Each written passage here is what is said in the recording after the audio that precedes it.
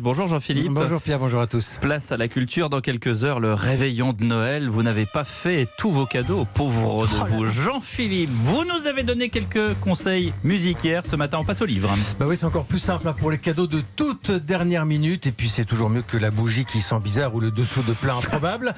À condition, bien sûr, de savoir choisir. Pas de panique les amis, j'ai le commando de choc. Je vous emmène à la librairie ici, sur les grands boulevards à Paris. On va commencer par les essais, les romans avec Élodie. Et pour elle, l'émission Impossible, c'est presque la routine. Ouais, enfin, c'est la routine, c'est une chouette routine. Tellement chouette de savoir que les gens offrent des livres. Par exemple, à Noël, j'aime bien ressortir un peu des grands classiques de la littérature. Je pensais notamment à le livre de l'intranquillité, par exemple, de Pessoa.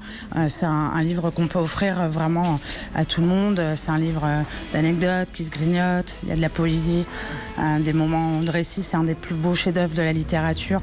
Et ce qui est génial aussi avec ce livre, c'est aussi le livre de chevet, le livre qu'on peut transmettre, qui est très serein, très poétique et voilà, côté très universel. Voilà, bonne idée, toujours le classique. Ici donc le livre de l'intranquillité de Fernando Pessoa. Vous avez entendu, je vous ai mis les Beach Boys, ouais. Parce que nous allons maintenant au rayon BD où Armande vous attend avec un très bel ouvrage aux éditions Casterman par un jeune auteur américain. Il s'appelle H. Dongo, on en a beaucoup parlé cette année. Le titre en français, Dans les vagues, In Waves. Qui est un roman graphique sublime sur l'amour, sur le premier amour, sur l'art du surf. Non pas le surf grand spectacle, mais plutôt le surf bien-être. C'est une histoire qui est assez mélancolique, mais qui est absolument universelle et sublime. Et Pierre, je vois, vous avez un livre entre les mains. Alors ça, c'est pas une BD.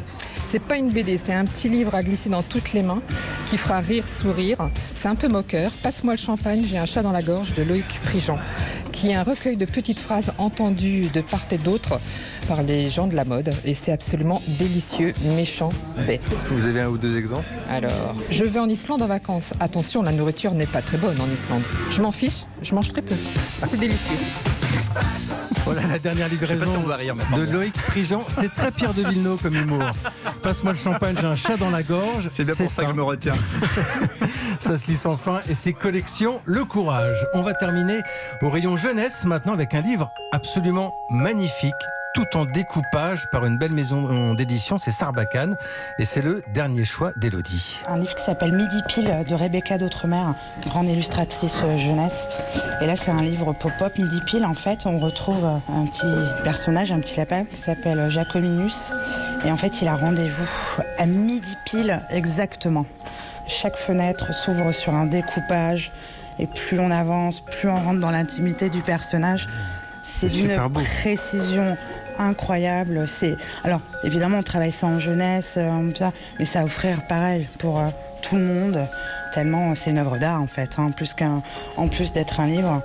Et on avance jusqu'au dénouement que je ne vous raconterai pas.